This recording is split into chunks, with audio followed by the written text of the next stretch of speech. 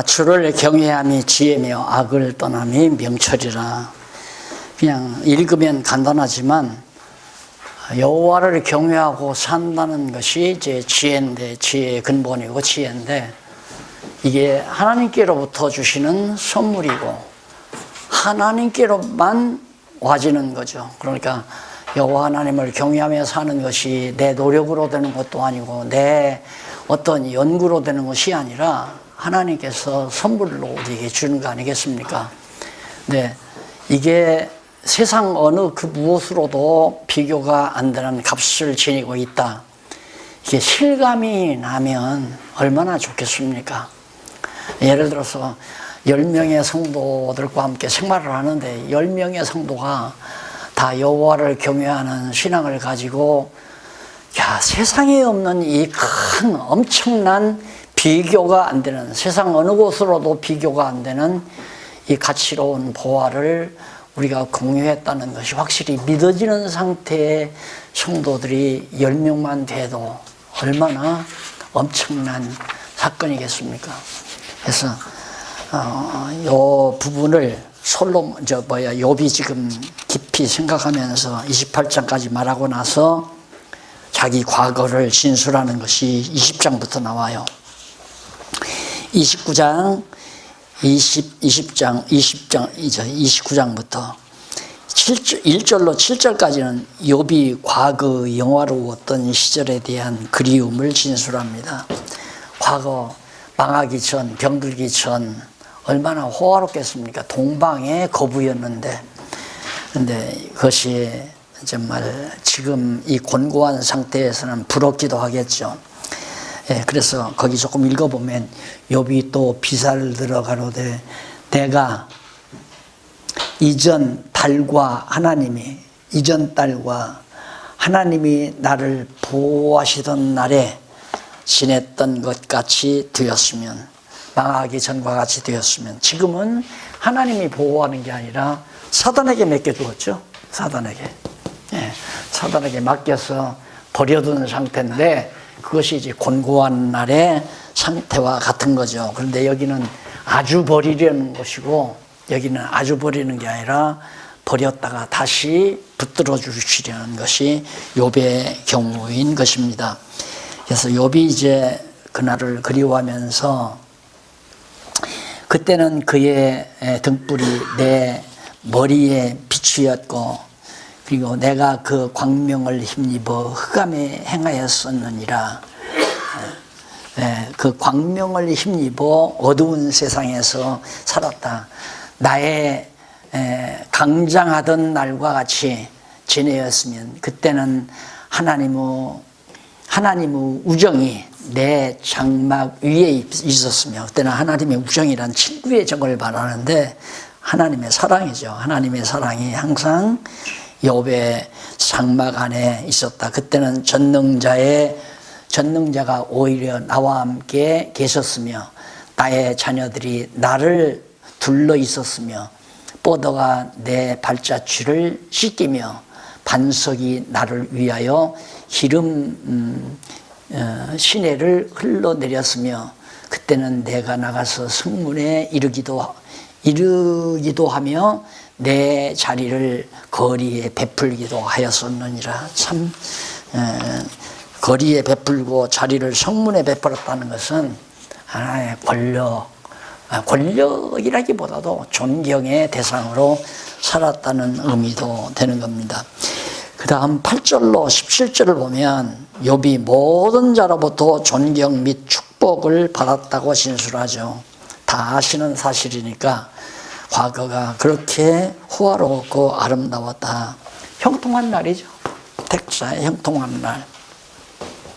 18절로 25절 욥이 스스로의 번영과 존경받는 인품에 관하여 진술을 합니다. 당연히 세상은 그래요. 형통하고 돈 많고 권력 가지면 와서 존경한다는 사람도 많고, 역시 찾아오는 사람도 많고, 선물 보따리도 많이 쌓이게 되고 당연한 거 아니겠습니까? 욥이 과거에 그렇게 살았다는 얘기죠. 그래서 거기에 빠져들면 안 됩니다. 거기에 빠져들면. 제가 목회하면서 초기에 목회를 하는데 교인들이 뭐 한 100여 명, 한 4, 50명 뭐 이렇게 모이기 시작하니까 성탄절이라든가 구정, 뭐 추석절 할 때 척 들더라고요. 비싼 뭐 인삼이라든가 뭐 고기, 뭐 갈비라든가 이런 상자들이 들어와요. 그래서 그냥 아무 말도 않고 그냥 살면 얼마나 좋아요. 근데 그런 거 받으면서 일단 이제 욥기도 다 보았을 뿐만 아니라 하나님의 영광을 가로채는 그런 것 같은 느낌을 받아서 나에게는 그렇게 하지만 가난한 사람들에게 이렇게 할 수 있나? 어려운 사람들에게 정말 이렇게 갈비 쫙 보낼 수 있나? 어려운 사람들에게 인삼, 산삼 박스 보낼 수 있나? 그들은 안 들으더라고요. 가져오지 말라고 하면 너무 야박하고. 그러니까 뭐냐면 잘 나간다고 잘하고 못 나간다고 못하고 이건 사랑이 아니죠. 그러니까 잘 나갈 때 나에게 잘하는 것은 그것은 뭔가 일하면 나 좀 봐달라고 하는 조건이 붙은 거 아니겠습니까? 잘 나가나 못 나가나 관계없이 서로가 나누는 것은 진짜 사랑입니다. 이게. 진짜 사랑은 변함이 없는 거 아니겠어요? 그리스도 안에서의 사랑. 왜? 하나님 안에서 지혜와 명철을 얻어가지고 함께 기뻐하기 때문에 좋은 것은 같이 하고 싶고 어려운 일이 있을 때 같이 괴로워하고 싶고 이게 바로 그리스도 안에서의 아름다운 사랑이기 때문에 정말 욥이 과거 형통할 때 나 많은 사람들에게 존경도 받고 정말 대단한 인물로 그렇게 자기가 살았다는 사실을 회고하면서 고난을 진술합니다. 과거는 그랬는데 지금은 한없이 내가 고난 가운데 빠졌다. 그것이 30장에 나오죠. 욥이 당하는 고난. 욥이 자기를 기롱하는 비루한 자들의 천박성을 진술합니다. 고난 가운데 가장 힘든 것 중에 하나가 좋은 친구들이 욕하고 비난하고 어떻게 저럴 수가 있을까? 저 사람이 어떻게 저럴 수가 있을까? 이것처럼 참 괴로운 일이 없잖아요. 인간적으로 보면. 그래서 예수님도 물론 로마 병정들이 유대인들이 십자가에 못 박는 것은 그건 당연하겠지만 3년 동안 같이 제자라고 옆에서 따라다니던 제자들이 마지막에 다 부인하고 주님 곁을 떠나고 거기서 더 한술 더 떠서 돈 30냥을 받고 예수를 십자가에 못 박도록 팔아넘기는 제자의 모습은 가장 고통스러움을 상징하는 거죠. 이게 욥이 당하는 고난은 그리스도가 당하는 고난에 대한 한 모형 아니겠어요? 모형. 그러니까 하나님께서 그렇게까지 우리를 낮추신다. 결국은. 그러니까 아까도 말했지만은 진짜 진정한 그리스도 안에서의 지체로서의 교류가 아니면 잘 나갈 때는 잘하지만 잘못 나갈 때는 도리어 잘하던 사람이 나에게 가장 고통을 가져다주는 결과를 가져온다. 그런 것도 우리가 살면서 다 경험을 해야죠. 당연한 것. 사기당하면 친한 사람이 사기를 치지 않지는 난데없이 알지도 못하는 사람이 와서 아무리 얘기한들 어지간하면 사기당할까요? 내가 저 사람 뭘 믿고 내가 돈을 쓰자 사기 안 당하죠. 그런데 가장 친하다고 생각하는 사람이 와서 결국 사기를 치는 거 아니겠습니까? 결국 하나님께서도 우리에게 고난을 줄 때 바로 네 집안 사람이 네 원수리라 하는 얘기죠. 그래서 이런 것은 우리가 이렇게 지혜와 명철을 얻게 되면 미리 이럴 수도 있다. 저 사람은 절대 배신 안 할 거야. 그건 내 생각이죠. 그건 내 생각이에요. 저 사람이 나를 배신한다 할지라도 그것도 누구의 하나님의 작정하신 뜻이다. 이렇게 우리가 깨닫고 알게 되면 하나님의 작정하신 뜻대로 되는데 그 사람을 미워하거나 그 사람에게 보복하거나 하려는 생각을 안 해야 되죠. 그걸 안 해야 여호와를 경외하는 지혜자죠. 안 그렇습니까? 하나님의 작정하신 여호와의 작정하신 뜻대로 가장 친한 내 곁에 사람이 나를 배신하고 나를 욕하고 험담하는데 저는 완전히 콩밥 먹여야겠다 해서 걷어잡아가지고 법정에 가서 형사재판 받아가지고 감옥에 끌려가서 4, 5년 동안 고생을 시켜야 그건 아니잖아요. 그건 아니다 이 말입니다. 하나님의 작정하신 여호와 하나님의 작정하신 뜻대로 저것이 나에게 내 생에 있어서 정하신 뜻이다라고 생각하고 받아야 되고, 그 사람이 그렇게 한 것이 아니라 하나님께서 사단의 영을 사단의 영에게 허락을 해서 그로 하여금 그렇게 욕하고 비난하고 험담하고 배신하도록 하셨다고 믿으면 그 사람이 미운 게 아니잖아요. 미워하려면 하나님을 미워해야 하잖아요. 그렇게 정하신 하나님을. 그 하나님 경외하는 자 하나님 미워할 수는 없는 거고. 그래서 원수를 미워하지 말라는 말이 성경에 있는 겁니다. 여호와 경외하는 지혜가 있으면 그렇게 되져 가게 돼 있잖아요. 믿는데. 이 법에서도 그러잖아요. 너 왜 도둑질했어? 제가요, 저는 하기 싫었는데요. 형이 이제 깡패 대장이란 말입니다. 오야봉. 넌 저 집에 가서 훔쳐봐. 금반지 훔쳐와. 시켜가지고 할 수 없이 제가 갔다 왔어요. 그럼 법에서도 그놈은 죄를 안 주잖아요. 고의 시킨 오야봉 놈을 잡아다가 죽이지. 마찬가지죠. 그 친절하게 내 곁에 있었던 사람이 나를 욕하고 비난할 때 그 사람이 그런 게 아니잖아요. 하나님의 정하신 뜻대로 하나님이 그 사람에게 사단의 영을 통해서 하게 만든 거니까. 왜? 작정하신 뜻대로 되게 하시려고. 그래야 나도 사람이 되게 생겼으니까. 그 시리를 주고 권고한 날 주고 형통만 하면. 생각해 보세요. 솔로몬에게 막 부를 줬잖아요. 돈도 많고 권력도 있고. 그래서 자기 눈으로 보는 대로 생각하는 대로 못 해보는 일이 없어요. 다 해봤어요.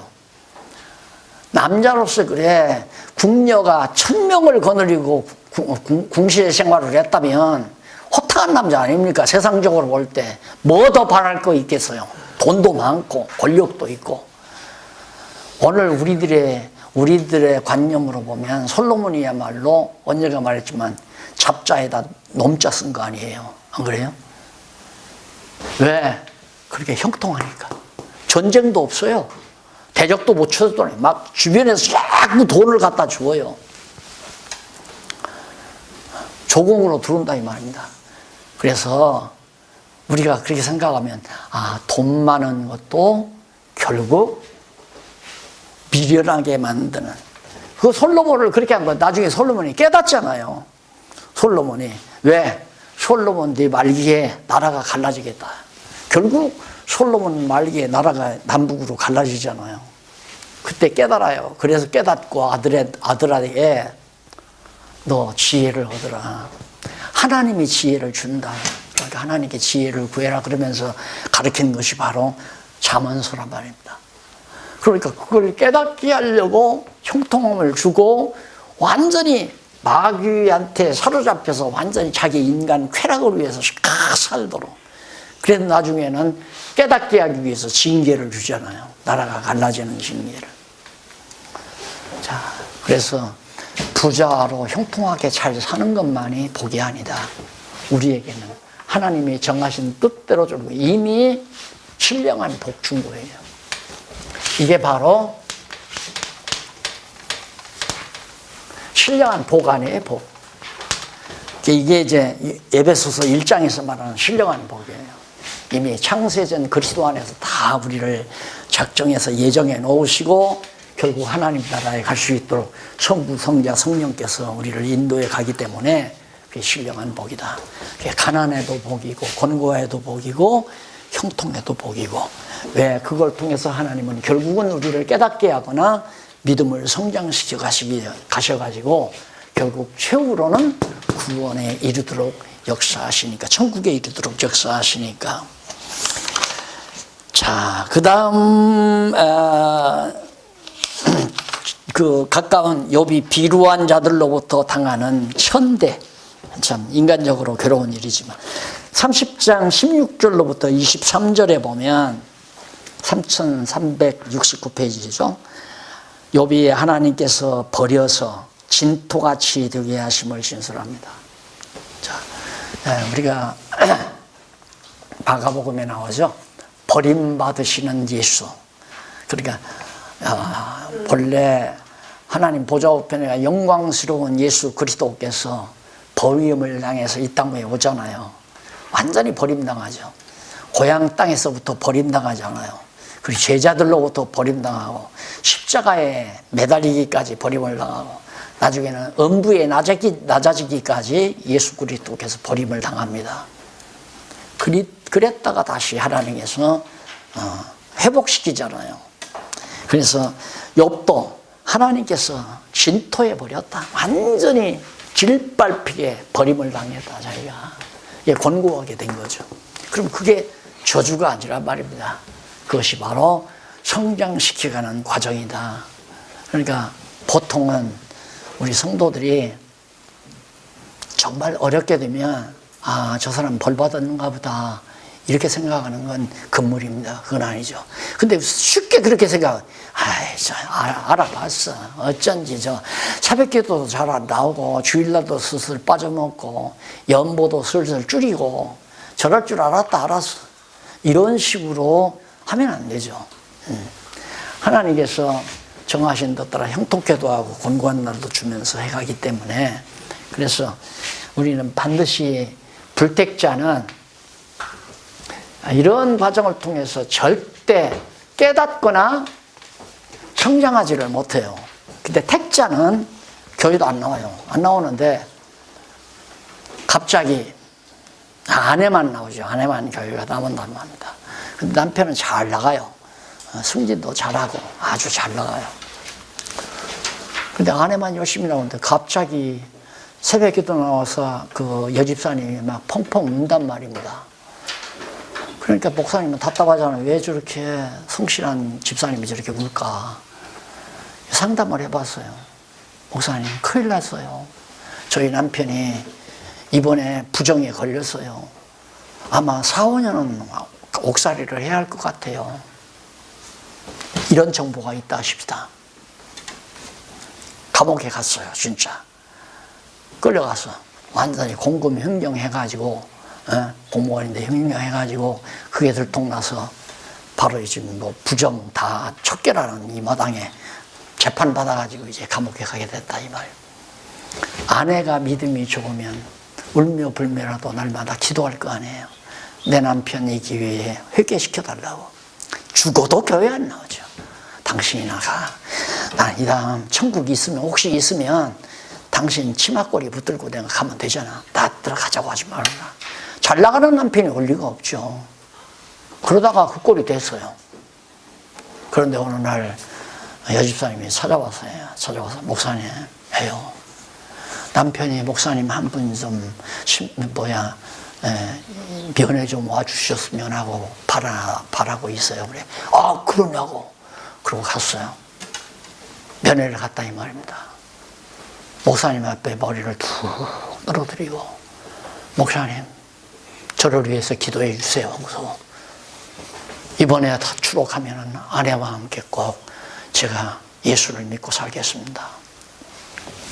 바로 그것이 하나님의 부르심의 기회라 이 말. 복 아니에요? 부자로 잘 나가는 것보다 과장해서 부장이 되고 부장해서 버가 되고 하는 것보다 훨씬 큰 복이죠. 그러니까 우리는 이 세상 잣대로 저 사람 잘 나간다 못 나간다 전 잘 된다 못 된다 잘 된 거죠. 4년 형살이한 거 잘 된 거란 말입니다. 이런 일이 우리 교회도 있었어요. 비슷한 일이. 아내는 잘 신앙적으로 잘 살려고 하는데 남편은 그냥 완전히 그냥 아내가 다니니까 그냥 다니는 척하고 그냥 다니는 거예요. 근데 한 번 진짜 되게 가격 치렀죠. 사업 왕창 망해버리고 부도나서. 아주 성실한 하나님의 사람으로서 살아가잖아요. 그러니까 우리가 인간 척도로 복이다, 저주다 이러면 안 된단 말입니다. 하나님께서는 이걸 겸해서 당신의 백성을 깨닫게도 하고 성장케 해서 하나님의 백성 삼아가시려는 섭리가 택자에게는 있는 거니까. 그러니까 지금 교회 안 나오는 사람 중에도 택자들이 있을 거란 말입니다. 그 사람을 공고케 해서 부르는 경우도 있고 공고했다가 형통케 해서 부르는 수도 있고. 교회 안 나오더니만 뭐 가게 만들어가지고 이제 살만하니까 두 부부가 같이 또 나오는 사람이 있어요. 또 예외로 또. 그 와가지고 아이 목사님 저 이제 교회 나오기로 했습니다. 우리 아내가 그렇게 기도하더니만 하나님께서 그 기도를 들어주셨나 봐요. 장사가 참 잘 됩니다. 이거 공고케 했다가 형통케 하니까 또 교회 나오는 사람들 다양해요. 어떻게 하나님이 섭리하실지 모른단 말입니다. 택자는 반드시 하나님이 그렇게 찾아가시는 거니까. 욥은 완전히 버림을 받았지만은 앞으로 이제 다시 취함 받잖아요. 24절로 31절, 30장. 욥이 고난당하는 중에 자기의 참담한 모습을 수리합니다. 참 너무 비참하죠. 한번 그 부분은 얼마나 비참한지 한번 보십시다. 그러나 사람이 넘어질 때 어찌 손을 펴지 아니하며 재앙을 당할 때 어찌 도움을 부르짖지 아니하는가. 정말 손을 펴고 부르짖고 그럴 수밖에 없다. 고생의 날 보내는 자를 위하여 내가 울지 아니하였는가. 너무 울었다. 빈궁한 자를 위하여 내 마음에 근심하지 아니하였는가. 내가 이 세상 사는 동안 고생하는 날 보내는 자, 고생하며 사는 자를 위해서 자기는 많이 울었다 이거예요. 어떻게 하면 저 고생하는 사람을 조금 고생 안 하고 살게 할까. 그래서 많이 구제도 자기가 했다는 얘기입니다. 쉽게 말하면. 그리고 빈궁한 자를 위하여 내 마음이 근심도 하고, 그리고 내가 복을 받았더니 화가 왔고 광명을 기다렸더니 흑암이 왔구나. 내 마음대로 안 된다. 하나님께서 나를 이렇게 내가 복을 원했는데 화가 왔고 또 밝은 날을 원했는데 이렇게 어두운 날이 와버렸다. 28절. 나는 햇빛에 쬐지 않고 검어진 살을 가지고 걸으며, 그 다음 공회 중에 많은 사람들 가운데 서서 도움을 부르짖고 있느니라. 지금 너무너무 고통스러우니까 수치도 모르고 많은 사람 앞에서 나 좀 붙들어 달라고 그렇게 하고 있는 처참한 결과가 내가 됐다. 29절. 나는 이리의 형제요 타조 보시로구나. 짐승과 같다 이거죠. 30절. 내 가죽은 검어져서 떨어졌고 내 뼈는 열기로 하여 탔구나. 뼈가 다 몸에 열이 심해서 뼈가 다 이제 바삭바삭 형편없이 됐다. 내 수금은 애곡성이 되고 내 머리는 애통성이 되었구나. 극한적인 상황이죠. 그러니까 이런 고난이 그리스도 고난에 대한 하나의 예표라고 그렇게 보아서 틀림이 없습니다. 이런 고난이 하나님의 정하신 뜻에 의해서 왔다. 그건 정말 하나님의 택자에게 그런 고난은 아까도 말했지만 바로 성장하기 위한, 욥의 그런 고난은 성장을 위한 하나님의 섭리이기 때문에 시련으로 주신 것이라고 생각을 하시면 됩니다. 그래서 성도들에게 항상, 우리 성도들에게는 징계 아니면 시련은 있어도 징벌은 없다. 형벌은 없다. 징벌, 형벌, 징벌. 벌은 없어요. 우리 성도들에게는. 징계와 시련은 있어도. 징계는 사랑하는 자에게 주어지는 거고 시련은 성장을 위해 역시 사랑하는 자에게 주어지는 것이 시련.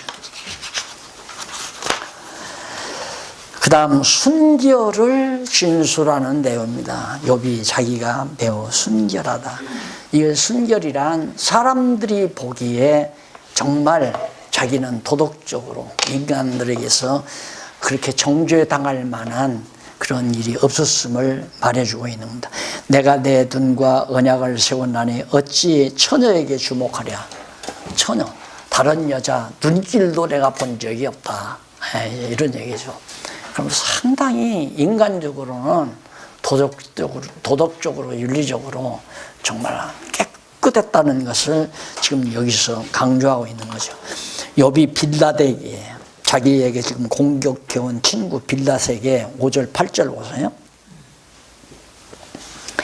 빌닷에게 자기의 생활의 순결함에 대해서 진술합니다. 자기가 얼마나 순결했나, 언제 나의 행위가 허탄하였으며 내 발이 괴율에 빨랐던가, 그리하였으면 내가 공평한 저울에 달려서 하나님이 나의 정직함을 아시게 되기를 원하노라.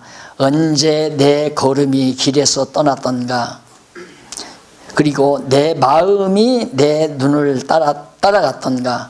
내 마음이 내 눈을 따라갔다. 이건 보이는 유혹의 세계에 내 마음이 빠져들었잖아. 그러니까 보이는 대로 판단하지 않는다는 게 매우 중요합니다. 눈으로 보이는 것을 보고 야, 저거 참 좋다 그러는 동안 벌써 마귀가 쑥 들어오는 거죠. 내 마음에. 사실 우리가 좋아하는 것, 우리가 값으로 생각하는 것은 눈에 보이지 아니하는 이 하나님으로부터 주신 보화거든요. 이게 너무너무 좋은 건데 세상 눈으로 보이는 것 갖고 와 이래버리면, 그래서 내가 서울 생활을 해봤지만 시골에 살다가 이제 공부하러 서울 올라가지고 보면서 야, 이 서울에서 제대로 신앙이 되겠나. 막 휘황찬란한 레온 사이 밑에 뭐 정신이 하나도 없죠. 예. 그러니까 그런 정신을 눈으로 보이는 것이 다 뺏어가 버리는데, 이렇게 지혜가 없으면 다 유혹당하죠. 전부가 보이는 세상에. 예. 욥이 나는 그러지 않았다 이겁니다. 눈으로 보이는 것에 내 마음이 팔리지 않았다. 언제 내 걸음을 길에서, 그리고 8절, 그리하였으면 나의 심은 것을 타인이 먹으며 나의 소신이 뿌리까지 뽑히는 것이 마땅하니라. 내가 그렇게 불결하게 했다면 너희들의 말대로, 빌닷 네가 말한 대로 내가 이렇게 망해서 곤고하게 되는 게 마땅할 것이다. 근데 나는 그렇게는 안 했다. 내가 다른 여자를 쳐다보거나 또 내가 눈으로 보이는 대로 판단하거나 그렇게 유혹당해서 바보짓 안 했다. 그러니까 네 말은 틀린 거다. 이거 빌닷 네가 주장하는 말은, 네가 죄를 졌기 때문에 망했다고 하는 말은 그건 아니다. 욥이 용납을 안 하는 겁니다. 그리고 9절로 15절에서 욥이 빌닷에게 자기의 가정적 순결함에 대해서, 우리 가정이 얼마나 순결한 줄 아느냐, 가정의 순결함을 말하는데, 언제 내 마음이 여인에게 유혹되어 이웃의 문을 엿보아 기다렸던가. 이웃의 아내를 내가 욕심낸 적이 없다. 나는 하나님께서 내게 준 아내만을 사랑하고 살았다고 하는 것을 강조합니다. 그러니까 자꾸만 빌닷이 이제 그런 걸 드러내니까 네가 한번 생각해봐라. 뭔가 막 도덕적으로 윤리적, 지금 빌닷의 표정은 도덕적으로 윤리적으로 지금 공격한 거죠.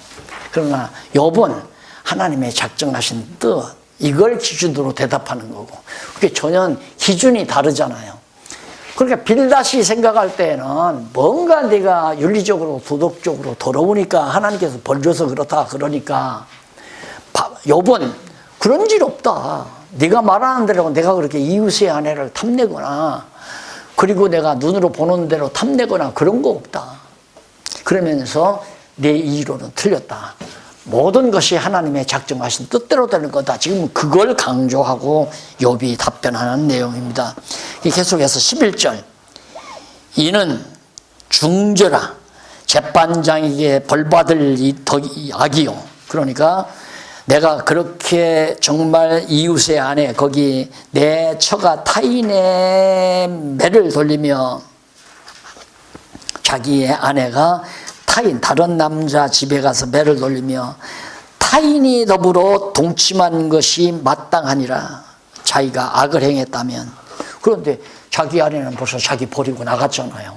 그러니까 욥의 아내가 지난번 박 목사님 물었죠. 욥의 아내가 다시 돌아왔냐고. 근데 이 아플 때 안 돌아온 것 같아요. 벌써 다른 남자한테 가서 맵돌질해서 다른 남자하고 사는 것 같아요. 지금 욥이 그 말이거든. 내가 그렇게 불결하면 내 아내가 나가서 그렇게 다른 남자하고 사는 거 당연하다. 근데 나는 그렇게 산 일이 없다 이 말이죠. 그러면서 11절 이는 중저라 재판장에게 벌받을 이유. 그렇게 했다면 재판장이 벌써 이 세상에서 재판장 하나님을 말하는 게 아닙니다. 재판장에 가서 벌써 재판받아 내가 진역을 살든가 대가를 치렀을 거다. 멸망하도록 사르는 불이라 나의 모든 소산을 뿌리까지 없이 할 것이니라. 한번 그런 과정에 빠져버리면 향락에 빠져버리면 재산 다 망칠 거다 이 말이에요. 남종이나 여종이 나로 더불어 쟁변할 때 내가 언제 그의 사정을 멸시하였던가. 내 집 안에서 종로로 사는 사람 천대하고 멸시한 적 없다.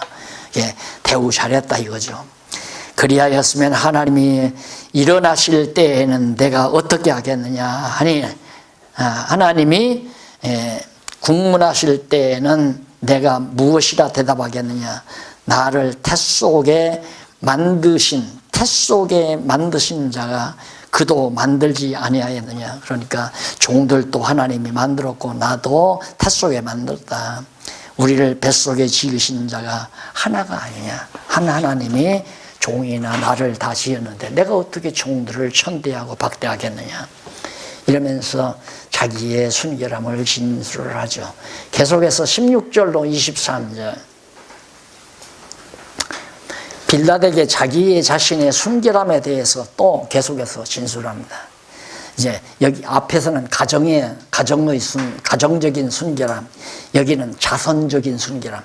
자기가 선한 일, 구제하는 일 많이 했다 이거죠. 내가 언제 가난한 자의 소원을 막았던가, 과부의 눈으로 실망케 하였던가, 나만 홀로 식물을 먹고 고아에게 먹이지 아니하였던가. 고아들이 다 굶고 있는데 나만 먹은 일 없다.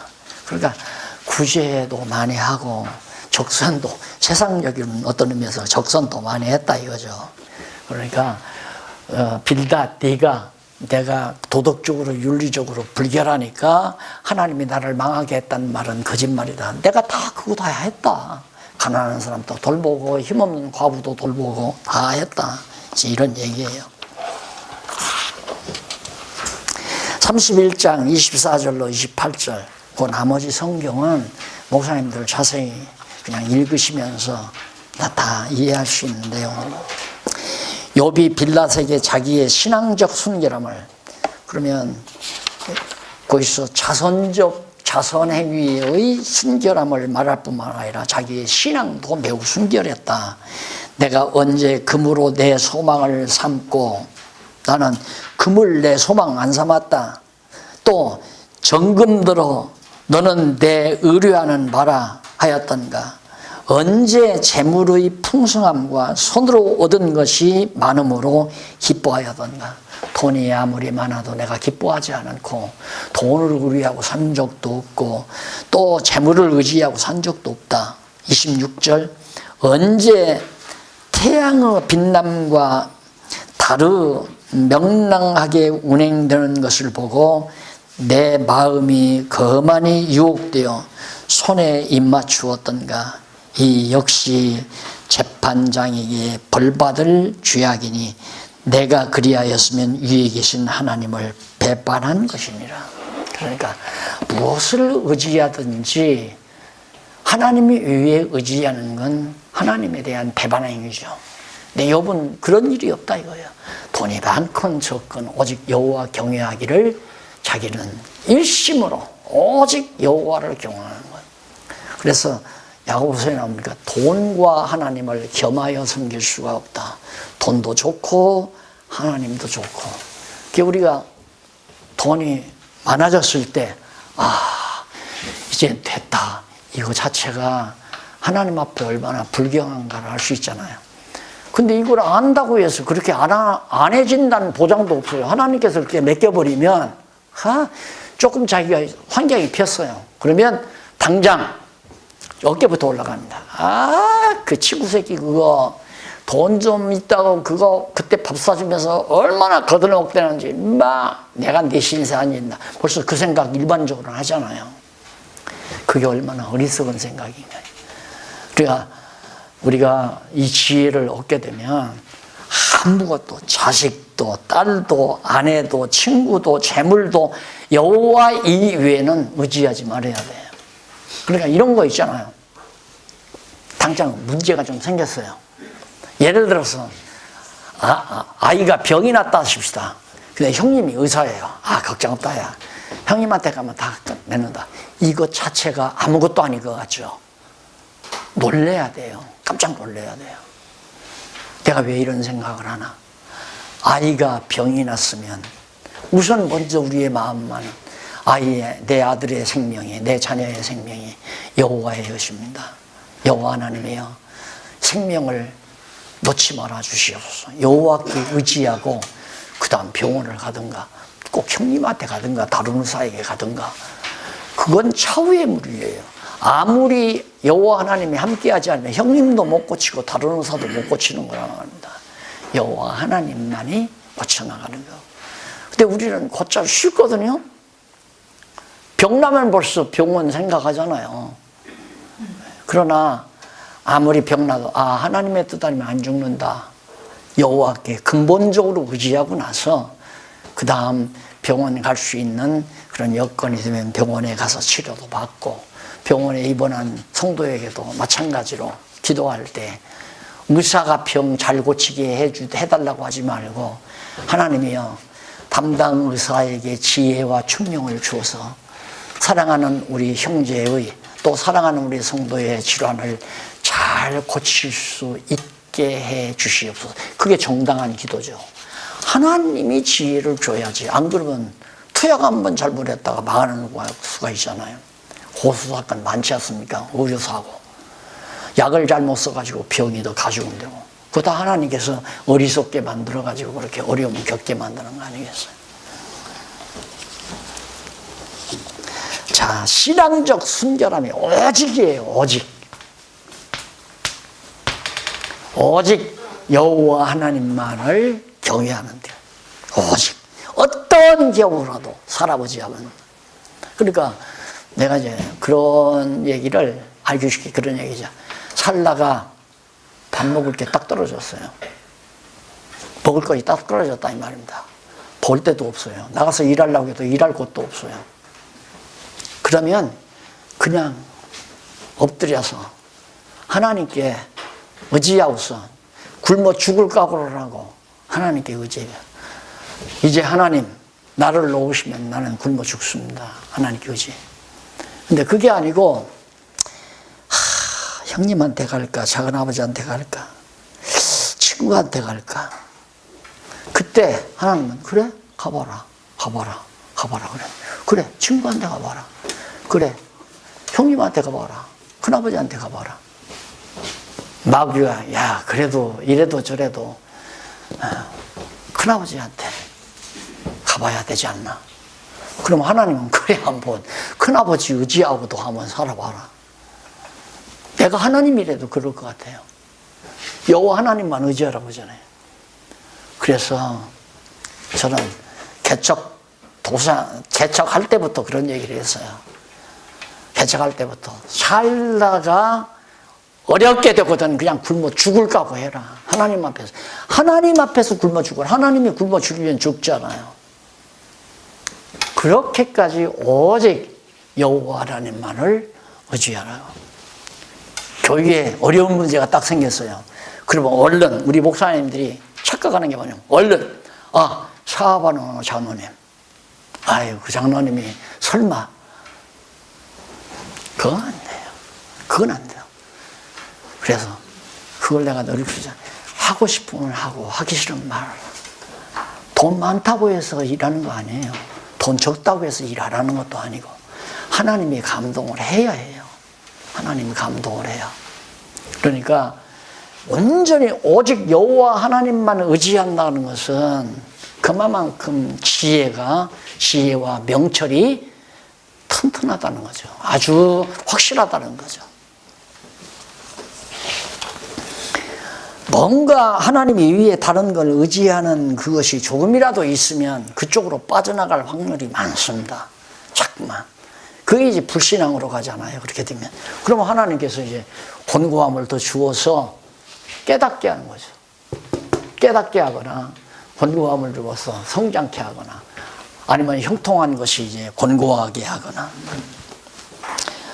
자, 그래서 인간적 순결에 대해서 내가 언제 나의 미워하는 자의 멸망을 기뻐하였으며, 얼마나 잘했죠. 내가 미워하는 사람이 망했다. 사업을 망했다. 내가 그럴 줄 알았어. 그게 속으로 지금 쾌감을 느끼는 거거든요. 굉장히 쾌감을. 제가 그런 고백을 한번 했어요. 형, 좀 싸가지 없다라고 생각하는 사람이 무슨 일이 더 일어나더라고요. 그런데 가만히 보니까 내 마음에 속이 좀 시원한 생각이 들어요. 그래서 옆에 계신 장로님한테, 장로님, 이제 그 얘기 들으니까 내 마음에 좀 시원한 생각이 드네요. 그러니까 그 장로님이 다 그래요. 그 당연한 거 아니에요? 근데 난 당연하게 느끼지 않다니. 내가 잠시 또 마귀란 놈한테 홀렸구나. 그러니까 내가 미워하는 사람이 망하면 기분 좋잖아요. 야, 한잔 하자. 야, 기분 좋다 오늘. 그 새끼 망했대. 이게 세상 아니냐. 욥은 그렇게 안 살았다 이거죠. 미워하는 놈이 잘 됐다면 밥만 잊어버리고. 여보 식사해. 무슨 밥만 자꾸 먹으라 그래. 당신이나 먹어. 열통 터진다 이거지. 미운 놈이 지금 사업자 주식 투자했는데 주식 배가 올라가지고 2억 투자했는데 4억 됐다는데 밥맛이 생길 리가 있어요? 이게 인간 세상 아닙니까? 욥은 그러지 않았다 이거예요. 내가 그런데 무엇 때문에 내가 죄를 져서 망했다고 너는 자꾸 나를 그렇게 괴롭히느냐. 빌라덱이 하는 얘기 아닙니까?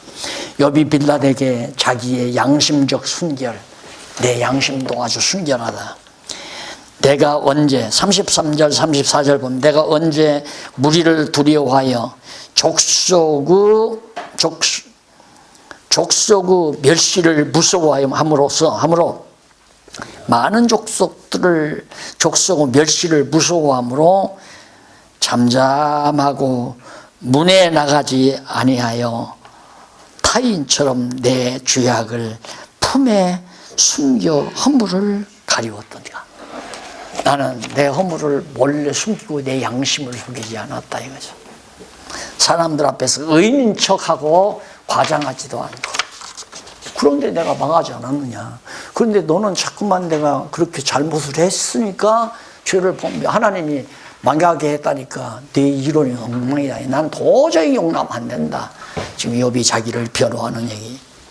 31장 35절로 37절에 보면 욥이 빌닷에게 자기의 진수로 순결함을, 내가 지금까지 말한 것 정말 거짓없다. 진짜 다 모두가 순결한 것이다. 누구든지 나의 변백을 들을지니라. 나의 소명이 여기에 있으니 전능자가 내게 대답하시기를 원하노라. 하나님은 아신다 이 말이야. 하나님, 내 대적의 거룩한 소송장이 내 대적들을 기록한 소송장이 내게 있으면 내가 어깨에 매기도 하고 멸류관처럼 머리에 쓰기도 하여 내 거름의 수요를 그에게 고하고 왕족처럼 그를 가까이 하였으리라. 나 고소장? 나한테 고소장 해봐라. 내가 당당하게 너에게 나갈 수 있다. 왜? 자기가 너무 순결하니까. 그러니까 친구들이 말하는 그런 엉망진창인 죄는 내가 범한 적이 없다. 순결하게 살았다. 그런데도 하나님이 망하게 했잖아요. 그걸 까닭 없이 망하게 한다고 그래요. 욥이 까닭 없이.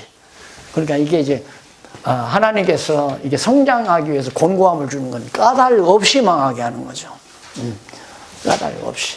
그건 깨닫게 할 때는 내가 잘못했을 때, 내가 어떤 하나님께서 돈을 많이 줬는데 아예 이제 돈이 없을 때는 뭐 교회도 잘 나오고 예를 들어서 참 봉사도 하면서 열심히 이렇게 살더니만 돈 좀 버니까 여기다 별장 사놓고 저기다가 뭐 땅 사놓고 또 돈 여유가 있으니까 이걸 가지고 풍청망청 자기 쾌락을 위해서 쓰니까 하나님이 가만 놔둬서는 안 되잖아요.